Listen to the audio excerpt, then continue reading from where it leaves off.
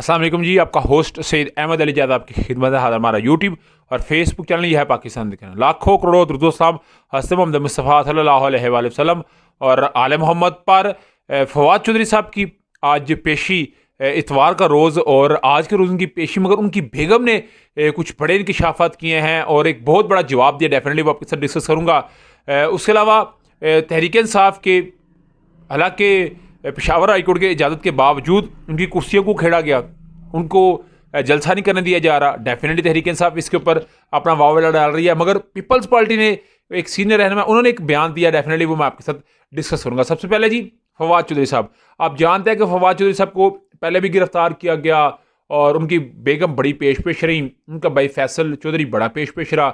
ये समझे 9 मई से पहले का वाक़या है और जितना उनका एहतसाब हो सकता उनका एहतसाब किया गया। मगर अगर मैं आपको बताऊं तो उनके भाई फैसल साहब ने या उनकी वाइफ ने जैसे भी हुआ उनको निकाल लिया। उसके बाद आप जानते हैं वो गाड़ी से आए और वाइट प्राडो पजारो थी उनके पास, या लैंड क्रूजर थी या प्राडो थी, तो वो वापस भागे इस्लामाबाद हाईकोर्ट के अंदर। और बड़ा वो आप समझ सकते हैं कि उनकी हालत गैर हुई थी। मगर कल उनको जी गिरफ्तार किया गया और कहा जाता है कि उनकी गिरफ्तारी से 1 घंटा पहले उन्होंने शहबाज शरीफ और इसहाक डार साहब के ऊपर खूब तनकीद की। उनकी गिरफ्तारी होगी, उसकी वीडियो आ गई, पिक्चरें आ गई, सारे मामला हुए। फरदौस अवान साहबा ने टीवी पे आकर रात के बाद ये कही कि शिवाज जो फवाद चौधरी साहब है ये विकेट के दोनों जाने खेल रहे थे, यानी कि इनके कुछ टांगे शंके कहीं और भी फिट थे, यानी कि वो पीपल्स पार्टी या पीटीआई या जो है वो तहरीक इस्तेहकाम में पाकिस्तान पार्टी, इनके साथ तीनों के साथ वो एट ए टाइम गुफ्तगू के अंदर थे। तो इसलिए जो है उनके साथ ये मामला हुआ है। तो आज ही उन्हें मुकामी अदालत के अंदर पेश किया गया। मगर जैसे उनको पेश किया गया उसके अंदर एक FIR है। जिस FIR की वजह से उनको पेश किया गया, उस FIR का अगर आप मतन मैं आपको बताऊं तो आप सुन के बड़े हैरान होंगे। जहीर नामी एक शख्स है जिसने कहा है कि 50 लाख रुपया मुझसे फवाद चौधरी साहब ने लिया था जब ये वजीर इत्तलात थे तहरीक इंसाफ के दौर में, और इन्होंने कहा जी मैं आपको नौकरी दूंगा, मगर नौकरी तो ना मिली, साथ मुझे धमकियां दी गई कत्ल की। तो जज साहब के पास उन्हें पेश किया गया। जज साहब के पास जब उन्हें पेश किया गया तो हाथों में हथकड़ियां, चेहरे पे काला नकाब और घसीटते उनको लेके गए। वो ऐसी था कि जैसे बड़ा हार्ड कोर किस्म का कोई टेररिस्ट हो जिसको पेश करना है। तो 5 रोज़ा जिस्मानी रिमांड मांगा गया, 2 रोज़ा जिस्मानी रिमांड हो गया। जज साहब ने कहा पूछें कि फवाद चौधरी साहब ने ये काम क्यों किया। मेरा ख्याल है अगर इस चीज़ की बड़ी जामिया तहकीकात हों तो ये होनी चाहिए, क्योंकि शाहिद खान अब्बासी साहब ने कहा था कि एक यूनिवर्सिटी की एक एक शिक पास करने के लिए यूनिवर्सिटियों की मद में 25-25 करोड़ रुपया दिया गया। तो मेरा हाल इसकी तहकीकात होनी चाहिए। और मेरी यहाँ पे पाक फौज से दरख्वास्त है कि सर जिस तरह आपने डॉलर को, जिस तरह आपने स्मगलिंग को, जिस तरह आपने मनी लॉन्ड्रिंग को, जिस तरह आपने ऑयल को और कुछ ऐसे गैर मुल्की जो पाकिस्तान के लिए नासूर बनते जा रहे थे उनको किक आउट किया है या बाहर फेंका है, इस तरह की भी अगर तहकीकात होती हैं तो मेरा हाल है ये भी शायद किसी सफ़ेद पोस्ट पाकिस्तानी या मुझ से पाकिस्तान के लिए कुछ रिलीफ का बायस बन जाए। मुझे लगता है कि इंशाल्लाह ताला वो वक्त दूर नहीं गया। तो आज उन्हें पेश किया गया। 2 रोज़ा उनका जिस्मानी रिमांड था।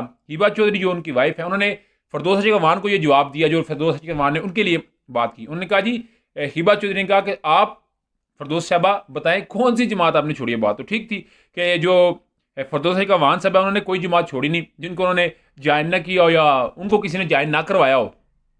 तो फवाद चौधरी साहब का ये मामला था।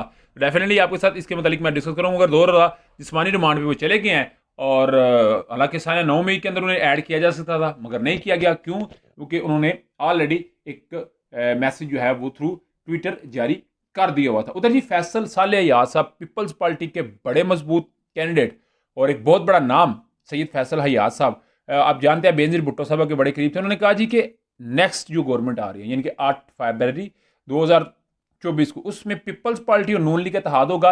ये जो बातें की जा रही हैं ये वक्ती हैं, सिर्फ उसे डंग टपाने वाली बात है। इसके अलावा पीपल्स पार्टी और नून लीग का इत्तेहाद होगा। तो मैं फिर इधर सुहेल वड़ैच साहब की बात को ऐड करना चाहूँगा। और मैंने आपको बताया था दोपहर के व्लॉग में कि सुहेल वड़ैच साहब ने कहा था कि सदर होंगे जरदारी साहब और नवाज शरीफ साहब वज़ीर आज़म होंगे, तो शायद फैसल साले हयात साहब की ये बात ठीक होती नजर आ रही है। उधर जी तहरीक इंसाफ के, आप जानते हैं पेशावर हाईकोर्ट ने ये बात की थी कि जी इन्हें जलसे का हक होना चाहिए पूरे पेशावर में। मगर मानसरा के अंदर आज उनका एक कन्वेंशन थी, कुर्सियां उधेड़ दी गई, उखेड़ दी गई और पुलिस को पूरा जो है मौका दिया गया कि आप इन पे लाठी बरसाएं। मगर 30 नवंबर तक जब तक वो मामला इलेक्शन कमीशन की तरफ से क्लियर नहीं होता तो 25 दिन मार धाड़ पकड़ और मामला बहुत जो है वो सवेर किस्म के हो सकते हैं। तो उसके अलावा जी तहरीक इंसाफ के चेयरमैन इमरान अहमद खान नजीर साहब, क्योंकि जैसे मैं आपके साथ अभी बिलाग कर रहा हूँ तो इस वक्त तक कोई ऐसी खबर नहीं आई अभी तक जेल सुप्रीडेंट और पुलिस की जानिब से कि बताया जाएगा तहरीक इंसाफ के चेयरमैन को पेश करना है इस्लामाबाद हाई सुप्रीम कोर्ट के अंदर, या नहीं तो डेफिनेटली एक बड़ी खबर होगी। अभी तक का ब्लॉग तब तक की अपडेट थी। ब्लॉग की वीडियो पसंद है तो को लाइक सब्सक्राइब अपने दोस्तों शेयर कर लीजिएगा। नेक्स्ट वीडियो तक के लिए होस्ट को याद अल्लाह ताला का हामी अस्सलाम वालेकुम।